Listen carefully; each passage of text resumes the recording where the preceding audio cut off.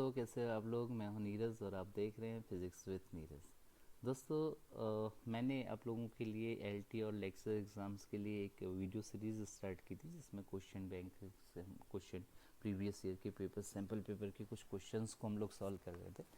तो 9 क्वेश्चंस हम लोग पहले सॉल्व कर चुके थे। 2011 का ये पेपर है, तो इसी को हम लोग आगे स्टार्ट करते हैं। और ये सीरीज़ अगर आप एलटी एग्ज़ाम्स या लेक्चर के लिए तैयारी कर रहे हैं तो आपके लिए बहुत ज़्यादा इंपॉर्टेंट होने वाली है। तो आइए स्टार्ट करते हैं। देखिए, इसी सीरीज़ का क्वेश्चन नंबर 10 अगर आप देख रहे हैं तो 10 कह रहा है कि with the best instrument for accurate measurement of EMF. EMF electromotive force को हम कहते हैं। ईएमएफ कहलाता है the maximum terminal voltage when the maximum terminal voltage across the cell when no current is drawn from it। किसी cell से अगर कोई करंट ड्रॉन नहीं हो रही है तो जो उसके टर्मिनल के अक्रॉस जो पोटेंशियल डिफरेंस होता है उसको ईएमएफ ऑफ द सेल कहते हैं। तो ईएमएफ को मेज़र करने के लिए हम वोल्ट मीटर, पोटेंशियोमीटर दोनों का यूज़ कर सकते हैं। तो बट यहाँ पर जो पोटेंशियोमीटर होता है वो सबसे एक्यूरेट मेजरमेंट करता है। ठीक है, पोटेंशियोमीटर। और इसके अलावा कहाँ कहाँ यूज़ हो सकता है, देखिए पोटेंशियोमीटर इज़ मोर एक्यूरेट, ये मोर सेंसिटिव होता है और इसकी सेंसिटिविटी को आप बढ़ा भी सकते हैं। ठीक है, तो पोटेंशियोमीटर से रिलेटेड कुछ और क्वेश्चन यहाँ पर बन सकते हैं। देखो, एक तो क्या बन सकता है कि पोटेंशियोमीटर का कहाँ कहाँ, देखो इसके अलावा पोटेंशियोमीटर एक यूज़ किया जा सकता है आपको। एक तो हमने कहा कि it is use to find the EMF of cell. किसी सेल का अगर आपको ईएमएफ निकालना है उसके लिए यूज़ निकाल कर सकते हैं हम इसको। ठीक है, उसके अलावा किसी सेल का अगर आपको इंटरनल रेजिस्टेंस निकालना है तो उसके लिए भी हम इसका यूज़ कर सकते हैं। इंटरनल रेजिस्टेंस के लिए इसका यूज़ कर सकते हैं।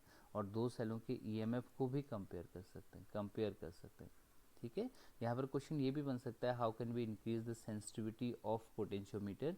तो आप हो जाएगा by increasing the length, by increasing the length of potentiometer, wire increasing the length of the potentiometer.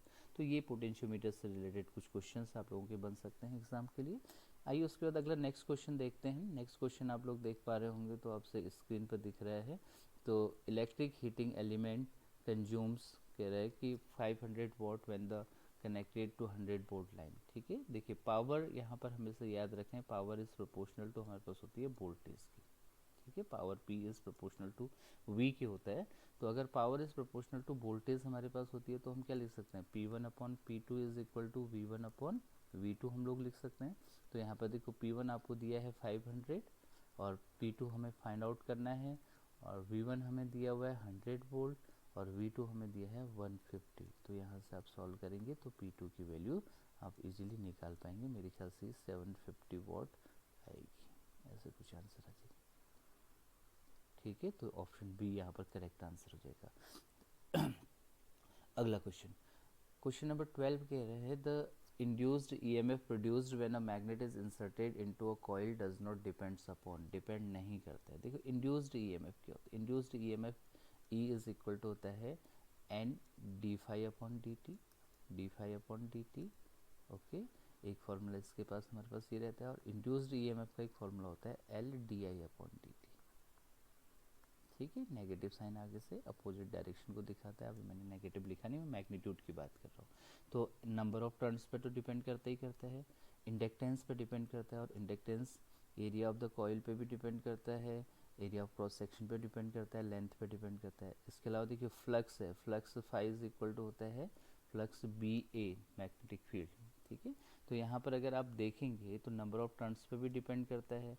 उसके अलावा रेजिस्टेंस ऑफ द कॉइल पे भी डिपेंड करेगा, क्योंकि induced EMF is equal to होता है इंड्यूस्ड करंट। ठीक है, E is equal to I into R होता है ना।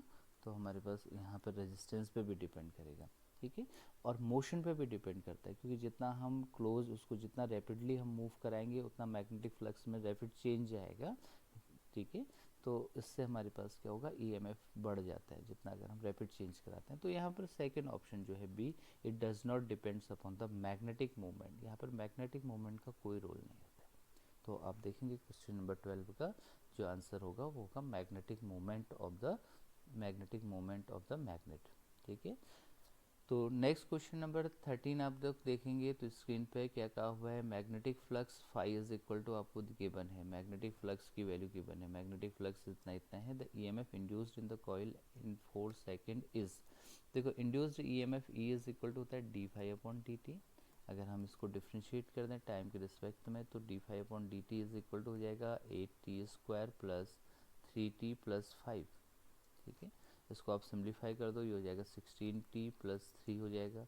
तो यहाँ पर t की, बट उसने क्या कहा है, t इज इक्वल टू कितना सेकंड पे लेना है, 4 सेकंड। तो t की जगह आप 4 सेकंड वैल्यू पुट करो तो आंसर आ रहा है 67 वोल्ट। तो हमारे पास ऑप्शन सी करेक्ट आंसर होगा 67 वोल्ट। उसके बाद अगला क्वेश्चन देखते हैं, क्वेश्चन नंबर 14। क्वेश्चन नंबर 14 में क्या कह रहा है, the self inductance of coil is L. Self inductance of the coil is L. क्या कह रहा है, keeping the length and area of cross, length and area same, the number of turns in the coil is increase to 4 times. ठीक है, किसी भी coil का जो सेल्फ इंडक्टेंस होता है एल इज इक्वल टू होता है mu not an square A upon L, mu not an square A upon L. ठीक है, किसी कॉइल का जो सेल्फ इंडक्टेंस होता है। तो आप इस फॉर्मूले से देख पा रहे होंगे, बिल्कुल सिंपल क्वेश्चन है, L is proportional to N square है। अगर हम एन को क्या कर दें, 4 टाइम्स बढ़ा दें तो कितना हो जाएगा भाई, 16 टाइम्स ऑफ एन हो जाएगा, एन स्क्वायर हो जाएगा, है ना। तो 16 टाइम्स का मतलब इनिशियल का कितना हो जाएगा, 16 टाइम्स। तो ऑप्शन डी आपका करेक्ट है। इसके अलावा देखिए आप क्या कह रहे हैं, नेक्स्ट क्वेश्चन कह रहे हैं the maximum possible mutual inductance between two coil L1, inductance L1 and L2। देखिए किसी भी कॉइल के बिटवीन जो इंड्यूस्ड होने वाला म्यूचुअल इंडक्टेंस होता है, अगर उसको सेल्फ इंडक्टेंस के टर्म्स में देखें तो k times of L1 L2 के बराबर होता है। L1 L2 यहाँ पर हम कहते हैं, L1 L2 हमारे पास self inductance of the two coil हो गए।